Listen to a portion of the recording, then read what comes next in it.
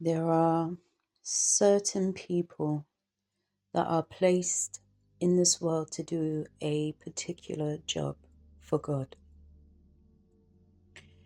And these people go through certain cycles in life to qualify and earn their merits to carry out such job. But you also have God's angels among us who are not supposed to be tainted in any way, shape, or form. They are to be guarded, protected, cared for, loved, and looked after. And you see, when you start to misuse or disrespect that angel that's here to do a particular job for God on this earth, then you have to suffer the wrath and the consequences of God.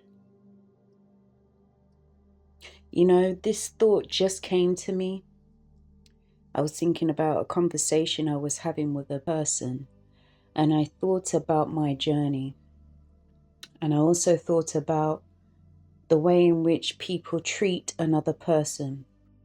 This was coincided with something I was just listening to, but it wasn't pertaining to any of that. But it just made me think that there are people that are here to do a particular job for God, and their lives are not supposed to be difficult. When you start to tarnish and disrespect that life, you have a penalty to pay, and it's heavy. And I'm thinking about those who see that person and understands their role, but still do not adhere to the law, that they are not to mistreat or mishandle them. Now, people can always focus on the fact that everyone has to go through trials and tribulations in order to come out a certain way, but there are people who God has chosen in particular, and it doesn't matter what obstacle course that they've gone through. That is His choice for that person. You do not put yourself in front of God when you see that person is now doing God's work, God's job. And it just so dawned on me today that people really and truly do not respect life in general.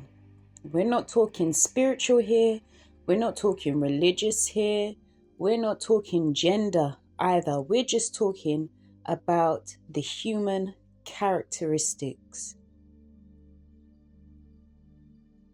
You have people that are among you that are to carry out certain works.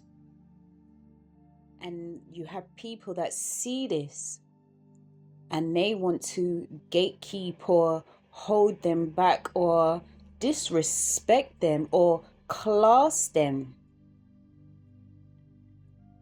So it makes them feel good. So you're still putting yourself in front of God, is what I'm saying. You don't know who anybody is, and you don't know why God has placed them here.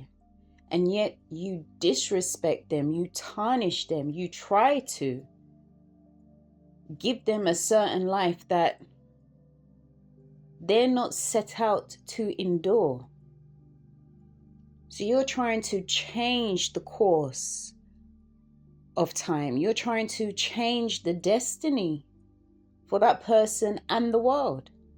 You know, when you have spiritual leaders who understand the value of ensuring that they go out and get the flock, get that sheep that are being misled, when people set out to attack them, be it by mouth or any other way, you don't understand the severity of consequence that is placed upon your necks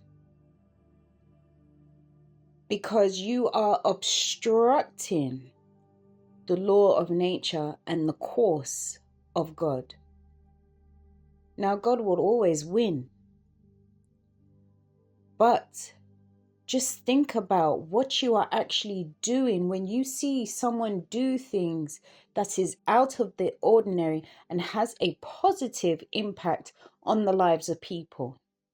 You have to think about the consequences of being that individual or that group, right, or that set of people to obstruct that for your own selfishness and your own selfish needs. It just hit me.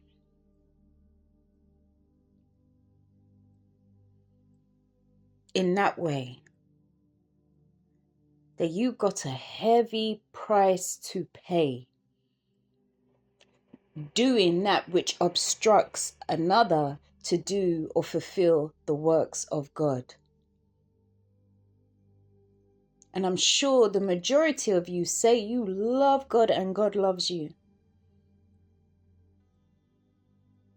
But you've got to be more humble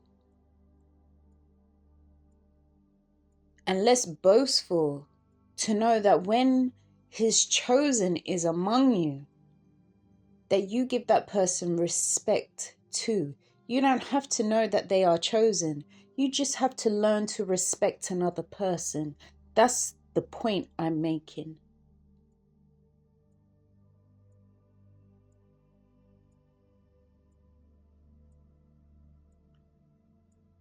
So I thought I'd just drop that one in because I think it's very important that we get certain things mapped out in our minds correctly, clear it up, straighten it out so that we understand our going forward in life.